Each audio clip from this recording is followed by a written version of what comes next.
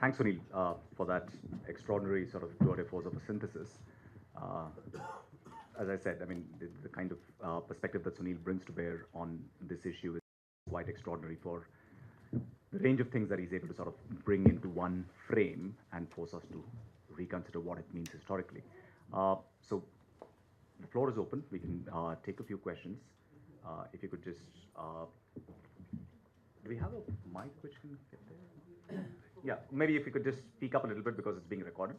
So please, yeah, please. Well, you have given a panoramic view of migration, Indian migration in global history. But one of the most puzzling, baffling questions before the people of India, before the student of India, rather anybody who is studying in the country, is the question that is often put in the books of history or geography, from where the Aryans came. So would you like to explain the genesis or the background of this one line, which has flabbergasted all the academicians in our country in the last century and continues to flabbergast them in the 20th century, as to what is the exact reality about the process of migration vis-a-vis Aryans, and why this question is put in the very beginning of every history book or geography book, from where the Aryans came. Sure. Sunil, do you want to? I think. Well, you have a wide range, but I think that is beyond any range that I have, wide or otherwise. I mean, I think I will answer that in one specific way, which is that I think it is very important for us to remember that migration is not a modern phenomenon. And in fact, some of the most interesting work on migration is about migration in the deep past. And that sort of work relies on such fragmentary evidence. But I think that sort of work is growing by leaps and bounds through all sorts of collaborations between scientists, archaeologists, historians. I think we need to be aware of, first of all, we need to do the best we can to reconstruct those movements, whether it is ancient migrations into South Asia or indeed in any other part of the world. We also need to be very attentive to how those narratives about those migrations come to be politically powerful. And that, in the case of South Asia, is something that one can trace to the British period. In a sense, that is when so many debates about the history of particular groups in India come into being, partly because of how the British were thinking about India, but partly because how those claims then come to be picked up and contested by all sorts of regional and other political groups. So I would separate, in a sense, those two things. There is one thing is the empirical study of ancient migrations, which I think is extremely important and it's a flourishing field. The other is, I think, what modern historians like I am, like Srinath, is what we're attentive to is that history comes to be mobilized at particular moments for particular causes. That's as true now as it was in the early 20th century. And I mean, that is a process that we can trace. We can trace the development of particular ideas about the ancient world and how they come to shape contemporary political claims. Why do you think that migration to Southeast Asia was circulatory and migration to Africa and the Caribbean was less circulatory? I mean, if you look at the immigration in a global perspective, the striking point of your presentation is the circulatory nature of Southeast Asia. And it's different from the African and the Central American. Why? It's a really good question. One simple answer is actually the institution of indentured labor.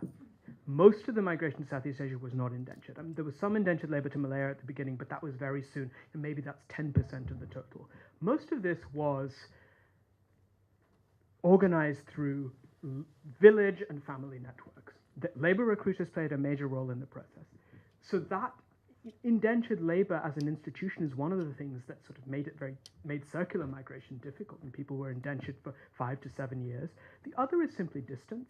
I mean, the proximity of Southeast Asia, and particularly Sri Lanka, but even Burma and Malaya, made those kinds of connections easier to sustain, I think. But a lot of it, I would say, is actually institutional and economic. The fact that a lot of the movement to Southeast Asia, the vast majority of it, was not bound in the same way. Movements to East Africa were certainly not indentured, but to South Africa, many of them were. And definitely, if you're thinking about the Caribbean or other parts of the Indian Ocean.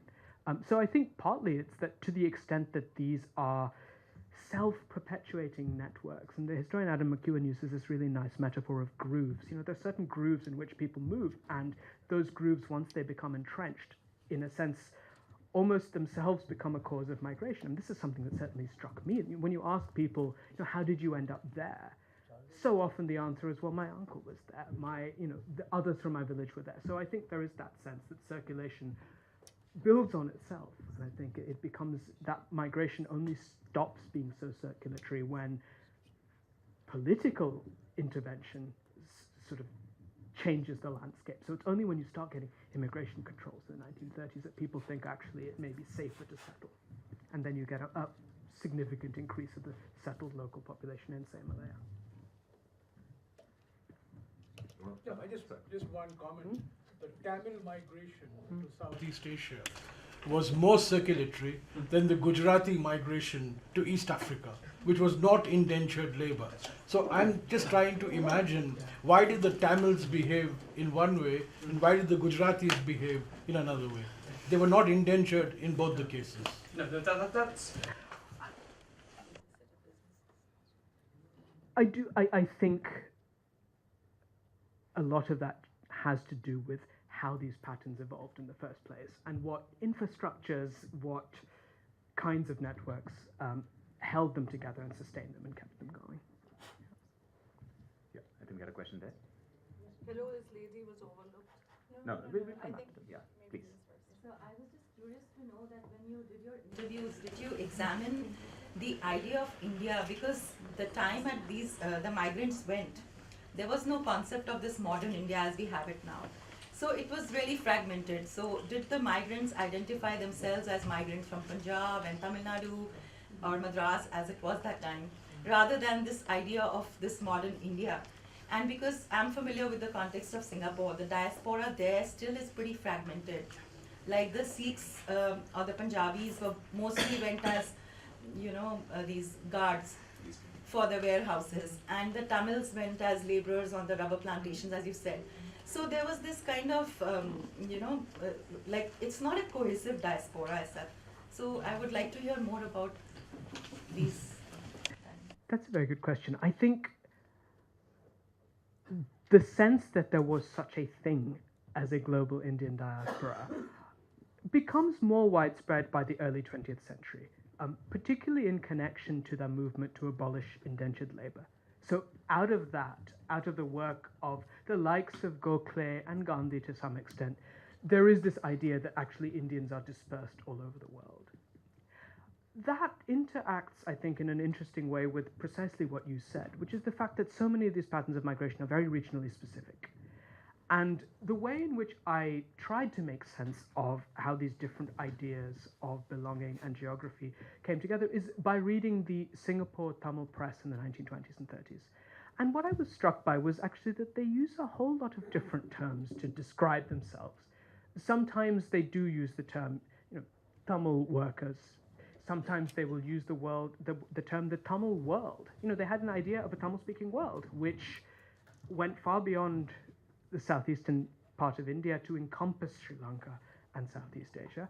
But at other times they did use the idea of Indians overseas. And that was the particular, the term Indian diaspora doesn't come into use until the late 20th century, but Indians overseas is a term that is in quite widespread use. And I think actually exploring these terms, their tensions as well as sometimes their conflation, is one way in which I think a lot of interesting work has been done. But I think it's possible to maintain that both of those things were true, that at the same time that there grows an idea that there is such a thing as an Indian diaspora, that far more regional or even local forms of belonging and ideas of origin remain important. So, perhaps it was not even a sense of being Tamil, but being from Tanjavur or being from Tirunelveli. And you can even see that in the geography of Singapore or Penang, that people tended to live with others from their home place. And you could even sketch maps of Tamil Nadu, in a sense, in microcosm in different port cities of Southeast Asia. We had a question there. So I was wondering, a lot of the lecture was about Indian immigration to Southeast Asia, but I was wondering about reverse, like immigration of other immigrants into India, and if it was at like an equal level, or if I do know that by the 1950s, India already had about 500 million residents, and so I was wondering if there was an equal impact on the Indian economy. There was plenty of migration into India, but it was on nothing like the scale as emigration from India. Just migration from China, for example, to in the 19th century, creating the Chinese communities of Calcutta and other parts of Bengal and Assam. There was migration from other parts of Southeast Asia. There was plenty of migration from West Asia into India. But this was not on anything like the scale of the out migration from India. So there's we can't compare them in scale, but I think it's very important also to look at these migrations into India. The British, for example, often exiled political rebels to India. The British, not just to the Andaman Islands, but also sometimes to India. The British moved convict labor from places like Burma to India, as well as from India to other parts of the world. So there are all of these circulations, and I think, in fact, that's an untold story. I mean, there's a little bit of work that's being done, for example, on, there's work that's been done on Siddi communities in Western India, descended from Africans who came to India's shores. There's been work by the historian Taylor Sherman on what happened to those who were labeled Afghans around the time of partition, including those who were in Hyderabad, and many of whom were settled in Hyderabad for long periods of time. So I think there is that sort of disentangling that happens the other way. But in terms of numbers, we would be talking about just a completely different order of magnitude. We had a question at the back. Yeah, thank you so much for such an enriching lecture. My question is that based on your historical analysis, your work, and the increasing focus on immigration controls in the current time, what, in your opinion, would be the trends that would dominate in the coming years?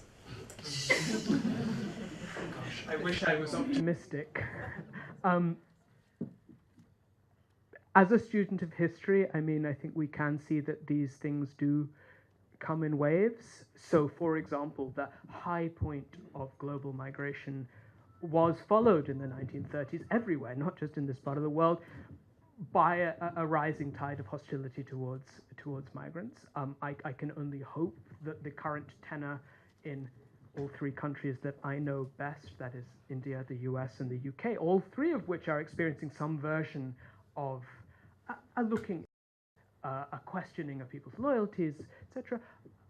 I can only hope that other ways of thinking of belonging, which too have had their moments of flourishing at various moments in the last 50 or 100 years, will be sustained, and hopefully partly they'll be sustained by doing historical research, but historical research that, as I suggested towards the end, can hopefully sort of communicate some of these stories beyond the academy as well. And I think that's one of the things which we haven't been quite so good at doing. And these are not stories that are particularly widely known. Yeah, the lady here. Yeah. In your presentation, last line of your presentation, you have mentioned some migration cases. May you spell out your perspective solution regarding those migration cases?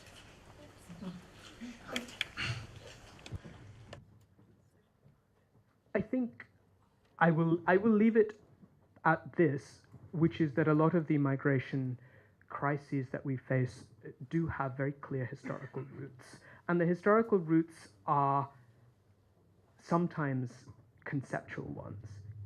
They lie in our definition of what we mean when we talk about migration. They lie in our definition.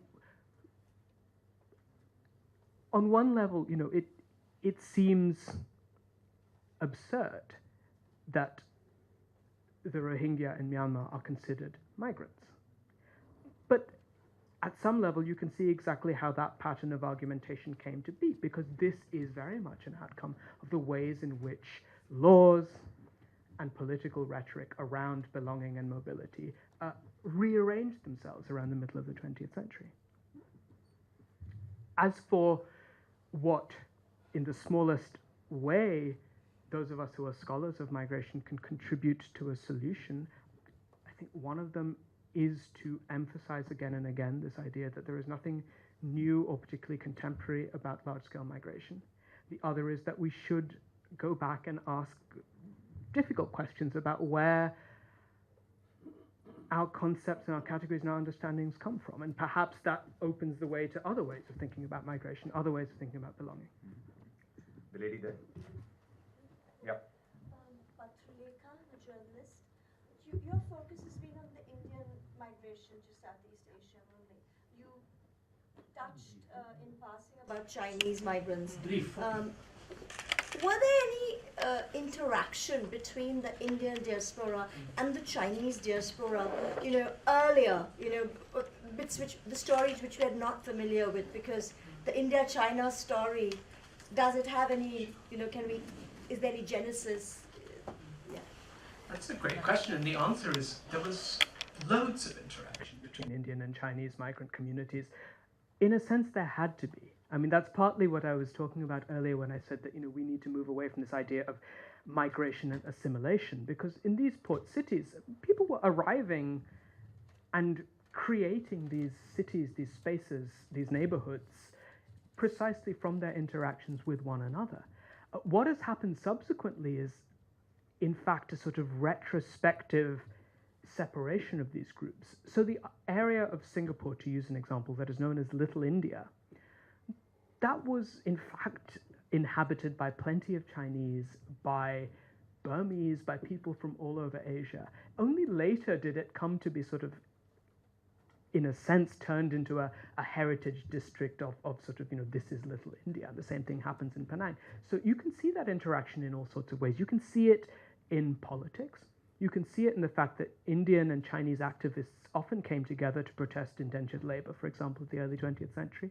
You see it in the fact that these newspapers are translating each other, are talking to one another. There are all sorts of public debates in the port cities of Southeast Asia, and quite a lot of people have written very interestingly about this, where they're really in dialogue with one another about exactly these questions of belonging and citizenship, and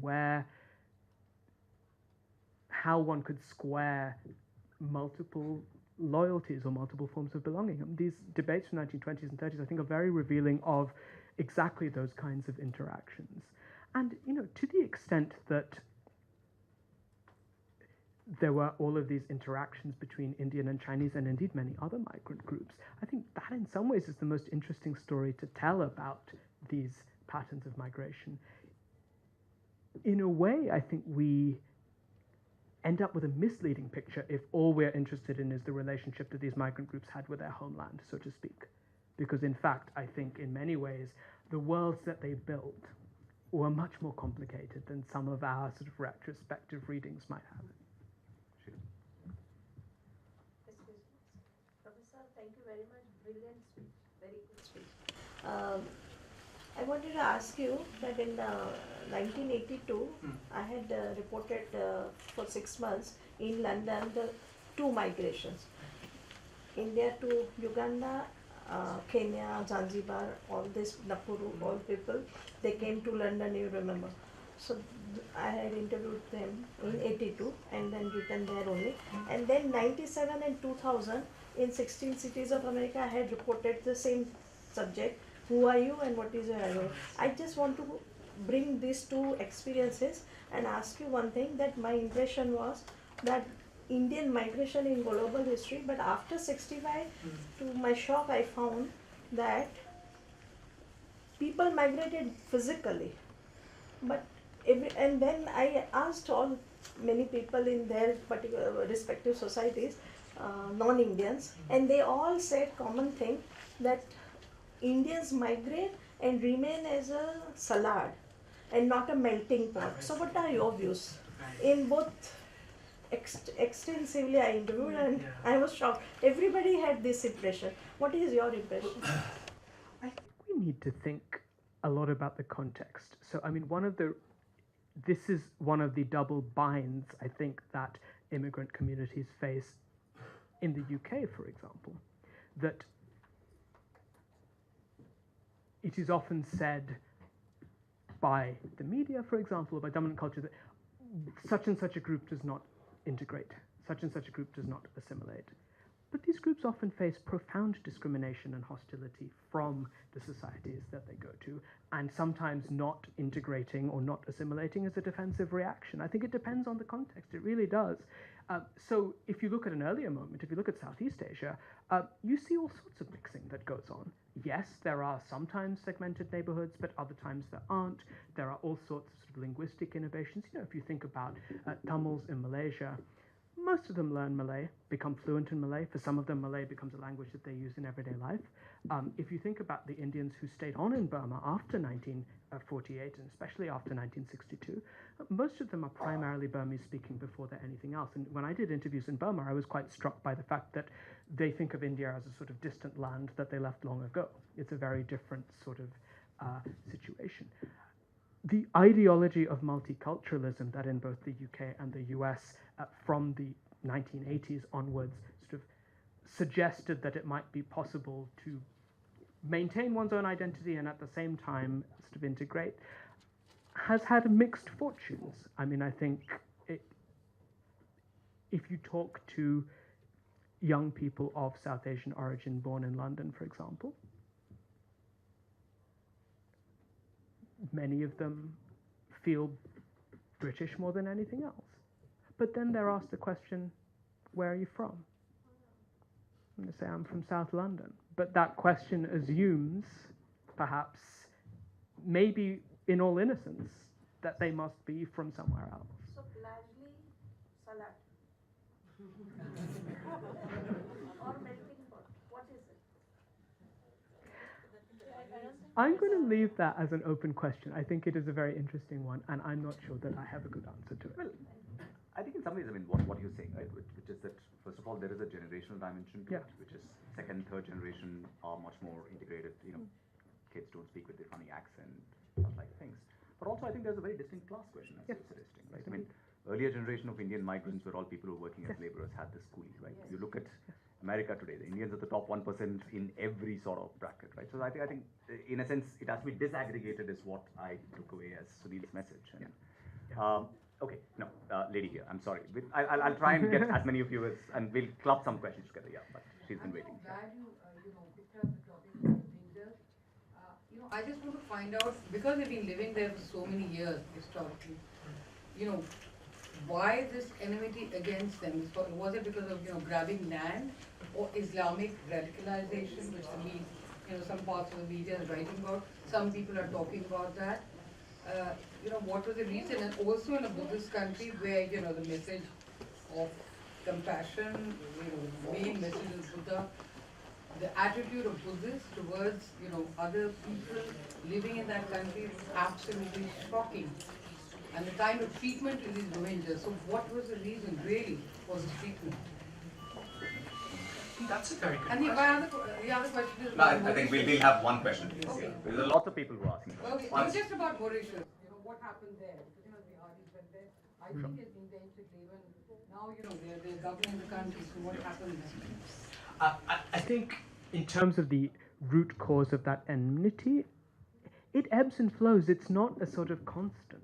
I mean, one of the things is that I think we need to ask is, why does it flare up at particular moments?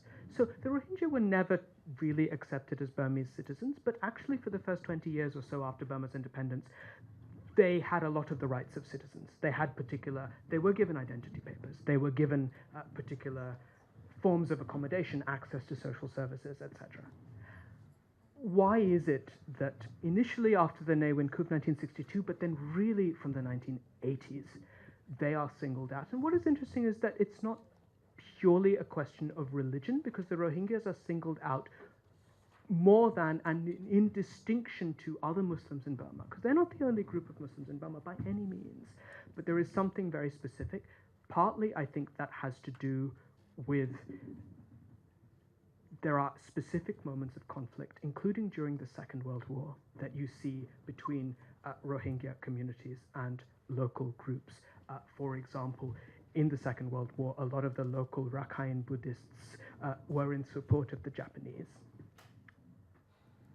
And many of the Rohingya were not. There were, Srinath knows more about this than I do. There were sort of flare-ups in the 40s, and there were particular conflicts, yes, over land. There are conflicts over, and one of the reasons I think that in recent decades there's been in the recent decades since Burma's democratization, there's been a particular upsurge is, of course, one of the things that's been particularly disheartening about the Rohingya situation is the sheer amount of popular support there is for the government using these tactics. I mean, in a tragic sort of way, this has, in a sense, transcended all sorts of other divisions that there are between different communities in Myanmar, and that it seems to me because the Rohingya are identifiable as a group, partly because of the language that they speak, partly because this idea that they're all recent immigrants, which is, historically simply not true. It becomes easier, I suppose, to isolate and to dehumanize them, and then to take sort of actions which garner massive popular support. And one of the interesting things is that if you look at coverage within the country of all of this, the idea that this is a human rights crisis is really seen as kind of hypocritical foreign intervention in Burma.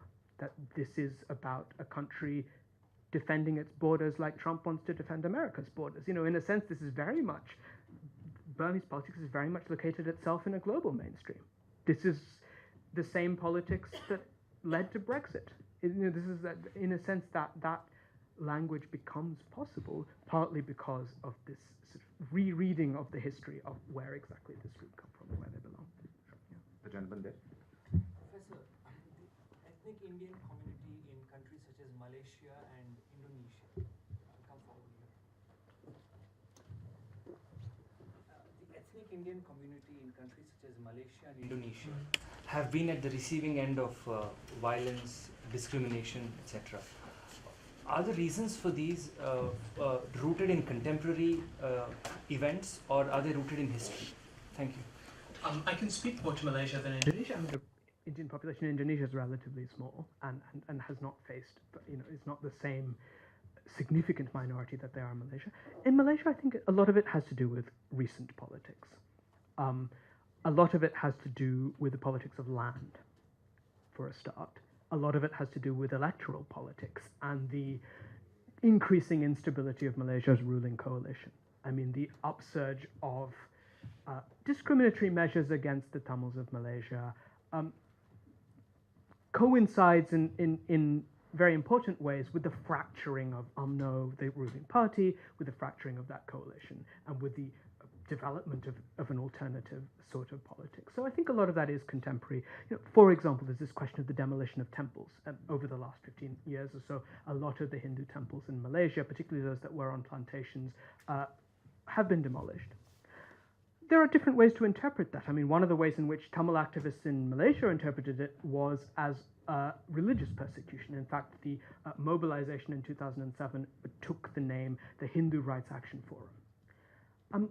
Others would argue that this has as much to do with a broader process of these old plantation lands being acquired by developers and turned into industrial estates or housing, apartment blocks, etc. So this is also part of the broader political economy of what's going on in Malaysia, and these are particularly vulnerable groups. The way in which I would see it as more than just contemporary politics is to do with class. So in Malaysia, there's been very little social and economic mobility for the descendants of Indian migrants. With the exception of a small professional elite, they have remained overwhelmingly working class. And so some of the disadvantage that they face has to do with that intersection between their class position and the fact that they're a clearly identifiable minority without a lot of political power. And in a sense, in Malaysia, minorities, both Indian and Chinese, did not face a denial of citizenship. So in some sense, they did find a place for themselves in the new nation state, but there was a condition to that, the so-called, what political scientists call Malaysia's ethnic bargain. The condition was that they accepted that they would be, if not second-class citizens, then in something other than a dominant role. That the Tamil and Chinese parties would simply play a supporting role within the ruling coalition. So the sort of nature of Malaysian ethnic politics, again, that's not new, but I think both of those things, sort of class position of Tamil migrants in Malaysia, of the descendants of migrants in Malaysia, and the nature of Malaysian ethnic politics have both been supercharged by both the economic shifts of the last 20 years, but also the sort of internal political fracturing. So to pick up exactly on what you just said, how does that feed into Nehru when Nehru becomes Prime Minister and he says that these Indians who live in these countries must be citizens of those countries rather than of Indian origin? So how does that sort of play out? Which is also something of a departure from the Congress sort of old politics of championing the rights of Indian nationals abroad. Of Indian nationals abroad.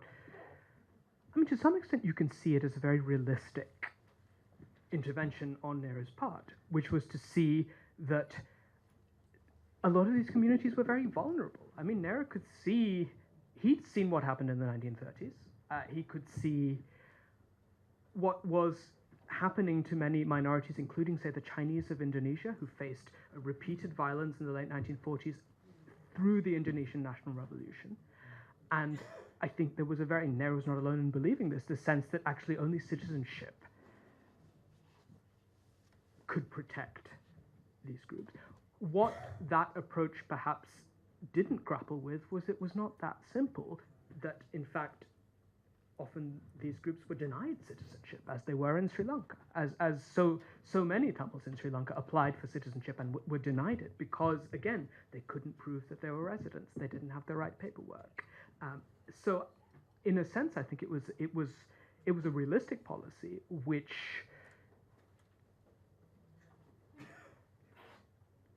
could see the kinds of vulnerability that minority communities might face, but that didn't perhaps, it's not clear that the stance he took, it's not clear he could have taken any different stance at that point. Given India's internal problems, given the partition, given the refugee movements, in a sense, the very last thing that I think Nehru's government wanted to do was to get involved with any of these kinds of issues, especially in Southeast Asia. They were happy to talk about South Africa because in a sense that was distant enough.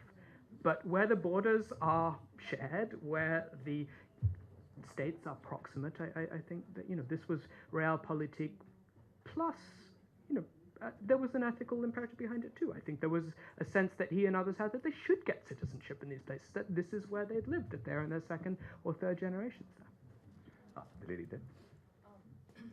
You mentioned in the passing about the effect migration had on the populations that stayed behind, families that stayed behind. I wanted to know whether that was also of magnitude or was it like very localized? That's a really good question, and in fact that's the missing link in a lot of migration scholarship. We tend to study those who move and not pay enough attention to those left behind. There's a brilliant new book by a historian called Shelley Chan who works on Chinese migration, and she really focuses on what happened to those left behind. And I mean, her argument is that actually the effects were quite profound. And my hunch is that one could make a similar argument for those parts of India from which many migrants came. Certainly not for India as a whole, but I think one could certainly make that argument for districts of Tamil Nadu, for example. There's bits of that work that I've done and that others have done, and you can see that, in fact, it's not just through remittances, but also through the movement of ideas. One of the things the British were very interested in, not so much British administrators, but missionaries and others, were what effect migration had on caste. And of course, that is a massive question. It is an unresolved question. It's something we have to continue to investigate. But some of the village studies done in Tamil Nadu in the 1920s and 30s suggested that there was a certain amount of social mobility that came from emigration, though equally I think we can find plenty of counterexamples of the ways in which caste is in fact reinforced through migration. Yeah, we had a question there. I wanted to actually take you back to the beginning of the lecture and maybe just talk about the title a little bit, Indian Migration and Global History, and talk more about methods rather than the empirical aspects of history. And what I realized is you've been using the term global history for a really long time now, and I've really never asked you how you use the word global. And I'm asking you that in sort of the body of historiographical literature that has emerged, right? So the local being cannibalized by the global in the terms of Chris Bailey, connections in the term of Lynn Hunt, or otherwise. So how do you imagine the global, particularly for someone who does span, say, the turn of the 20th century and the first half of of the 20th century as well? Thanks.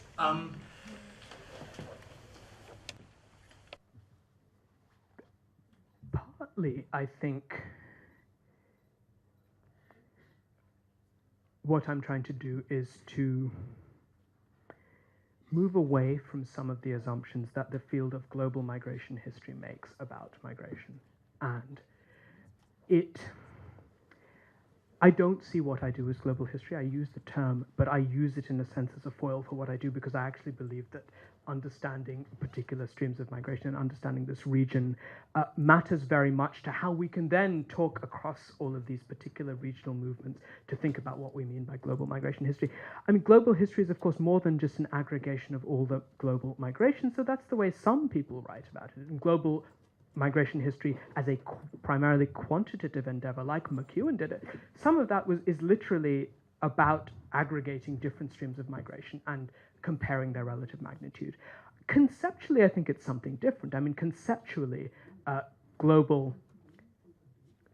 are so many different claims that are made on behalf of global history. Global history as the history of connections, global history as the history of global integration, global history as comparative history. I think all of those approaches could lend themselves to the study of migration. One could actually take a purely comparative global history of, let's look at South Asian migration in this context with Chinese migration. And that's the way in which this work has been done in a lot of the Asian contexts, the Indian and Chinese diasporas, and these are sort of juxtaposed and compared.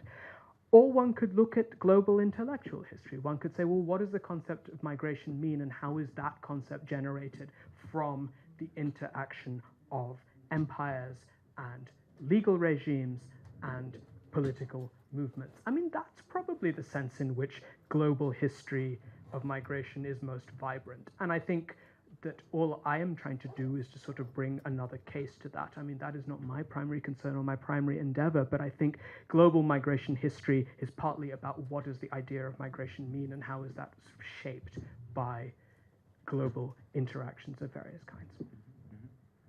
Yeah.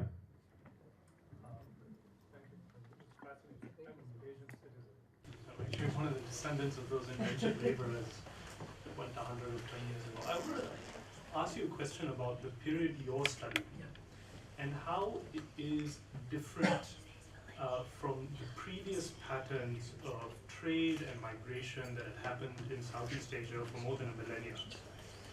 So, the empires of that region had drawn heavily on the trade and the politics and the culture of India and China for centuries. And so what is it about the time that you're studying that makes it substantially different? Is it just a question of volume, which is a graph that you showed, or are there other elements about it that make it particularly distinct?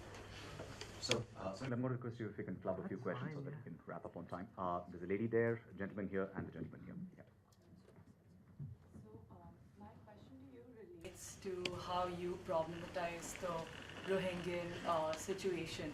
So, we do know India is one of the few countries without a uniform law on refugees or on migration. So, do you think, when you talk about the kind of unimportance that the scholarship provides to migration studies, if that can be rectified, does it maybe sort of makes it more clear the kind of stance that India can take on, on refugees? Because there are several inconsistencies to, India providing asylum to a Dalai Lama, but not providing the same, protection to the Rohingyans. So, yeah. Okay. Yeah, just one question. What are the major benefits of this research you've done? What are the major benefits? Is it to develop policies related to migration, and what else? So, last question. So first of all, I'd like to ask this about the migration. In the beginning, you said this indentured labor are more or less slaves, but not slaves. But can these indentured labor be called migrants? They didn't go on their own will. They were taken as a empire's economic necessity to develop those areas. Or you have only dealt with the Near East and the South Indians. A lot of people from Haryana, Punjab, UP, Bihar, they've gone to Africa and West Indies, right up to Suriname and Panama as well. But all those people were taken away with some, allurement or some other way, but not on their own. It was not there. It was a biased economy, it's not there. So would you call them migrant? That's number one. Sir, sorry, I think we have to stop at this point. Last part. Would you have India as a nation, or maybe small nations, ever invaded or colonized any nation in the past? As a professor of history, could you shed light on that? Yes, I will sort of move quite quickly through. In terms of earlier migration to, I mean, that's very, very earlier migrations and other kinds of contacts between South and Southeast Asia. I think that's really important.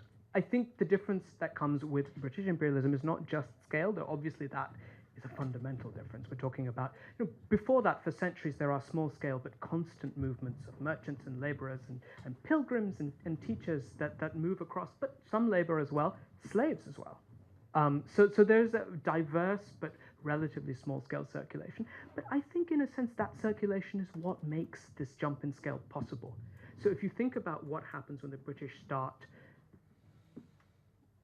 thinking about Southeast Asia as a place where they need labor, often it is these pre-existing connections that provide the spark, which are then sort of appropriated and pushed in a different direction. But the idea, which both British administrators but also many migrants themselves had, was that these are not foreign lands. That there is a sense of either long-term connection or perhaps some level of cultural familiarity that's there. But I mean, I think one of the things that is fundamentally different is the nature of the labor.